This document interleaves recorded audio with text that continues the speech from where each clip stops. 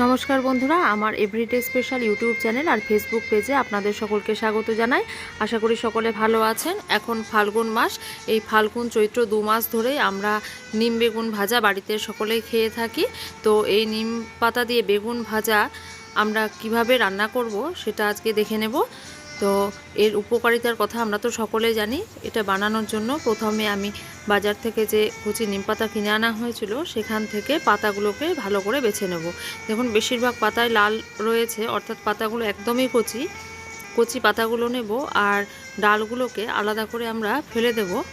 শুধুমাত্র পাতাগুলোকেই নিতে হবে, কোনো রকম এর মধ্যে যেন ডাল না থাকে সেদিকে খেয়াল রাখবো। আর পাতাগুলোকে ভালো করে বেছে নিয়ে ভালো করে জল দিয়ে ধুয়ে একটা স্ট্রেনারের মধ্যে রেখে দেবো, যাতে এর মধ্যে থেকে সমস্ত জলটা বেরিয়ে যায়। আর একটা মাঝারি সাইজের বেগুনকে ছোট ছোট টুকরো করে কেটে নিয়েছি, আর এর মধ্যে ভালো করে লবণ হলুদ আমি মাখিয়ে রেখে দেবো। বেগুনটাকে প্রথমে ভালো করে ধুয়ে নিয়েছিলাম, তারপরে লবণ হলুদ মাখিয়ে আমি এটাকে রেখে দেবো 5-7 মিনিটের জন্য। আমি সাদা তেল দিয়ে রান্নাটা করব, আপনারা চাইলে অবশ্যই সর্ষের তেল দিয়ে করতে পারেন। কড়াইয়ে তেল গরম করে প্রথমে আমি নিম পাতাগুলোকে ভেজে নেব। নিম পাতা ভাজার সময় আমি কোনো রকম লবণ হলুদ ব্যবহার করব না। লবণ দিলে কিন্তু নিম পাতাটা মুচমুচে হবে না, খেতেও ভালো হবে না।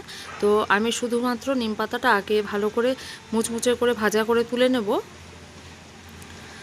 এবার কড়াইয়ে তেল গরম রয়েছে, দরকার পড়লে আরেকটু তেল দিতে হবে। এই তেলের মধ্যে আমি কালো জিরে ফোড়ন দেব, তারপরে বেগুনগুলোকে দিয়ে দেবো। বেগুনগুলো লবণ হলুদ মাখানো রয়েছে।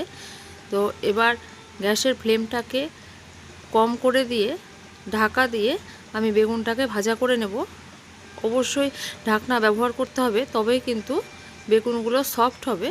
তো বেগুন আমাদের ভাজা হয়ে গেল।